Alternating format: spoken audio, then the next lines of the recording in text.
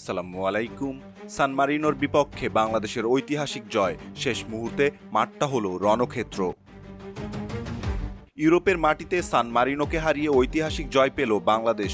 তবে ম্যাচের শেষ বাঁশি বাজার ঠিক আগ মুহূর্তে মাঠ পরিণত হয়েছিল এক রণক্ষেত্রে। অতিরিক্ত সময়ের একদম শেষ মিনিটে যখন বাংলাদেশ জয়ের সুবাস পাচ্ছিল, ঠিক তখনই মিডফিল্ডার হামজা চৌধুরীকে উদ্দেশ্য করে একটি ভয়ঙ্কর ফাউল করে বসেন সান মারিনোর এক খেলোয়াড়।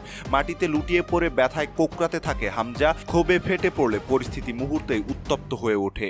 স্বাগতিক সান মারিনোর ফুটবলাররা আচমকা ছুটে এসে হামজাকে আক্রমণ করলে পরিস্থিতি পুরোপুরি নিয়ন্ত্রণের বাইরে চলে যায়। নিজের দলের সেরা তারকাকে বাঁচাতে এবং প্রতিবাদের ঝড় তুলতে সঙ্গে সঙ্গেই ছুটে যান লাল সবুজের বাকি ফুটবলাররাও। এরপরই দুই দলের খেলোয়াড়দের মধ্যে শুরু হয় তুমুল হাতাহাতি ও ধাক্কাধাক্কি। ডাগআউট থেকে অফিসিয়ালরা মাঠে ছুটে আসেন পরিস্থিতি শান্ত করতে। রেফারিকে বেশ বেগ পেতে হয়। শেষ পর্যন্ত অনাকাঙ্ক্ষিত এই আচরণের জন্য কঠোর সিদ্ধান্ত নেন ম্যাচ রেফারি। হামজা চৌধুরী সহ দুই দলের মোট 4 জন খেলোয়াড়কে হলুদ কার্ড দেখিয়ে পরিস্থিতি শান্ত করেন তিনি। তবে শারীরিক ফুটবলের এই চরম নোংরামি রুখে দিয়ে ম্যাচটি শেষ পর্যন্ত বের করে আনে থমাস ডুলির শিষ্যরা। ম্যাচের ফলের দিকে তাকালে ফিফা আন্তর্জাতিক প্রীতি ম্যাচে স্বাগতিক সান মারিনোকে 2-1 ব্যবধানে হারিয়েছে বাংলাদেশ।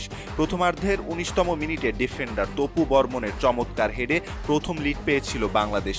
গোলের উৎপত্তিটা শুরু হয়েছিল মোরসালিনের পা থেকে।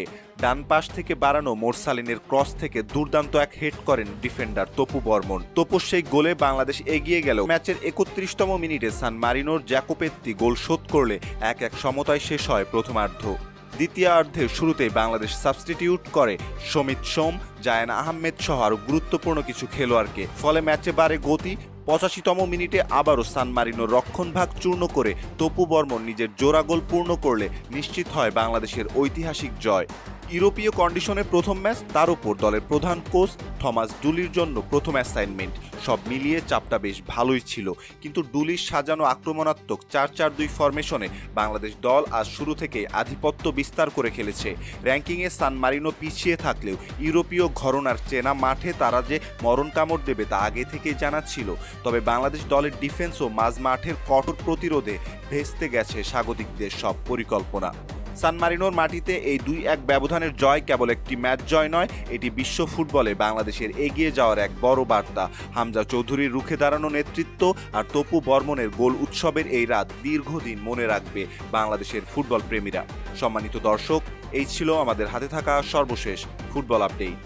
বাংলাদেশের ফুটবল ম্যাচে কার খেলা আজকে আপনার সব থেকে ভালো লেগেছে জানিয়ে দিতে পারেন আমাদের কমেন্ট সেকশনে। ধন্যবাদ।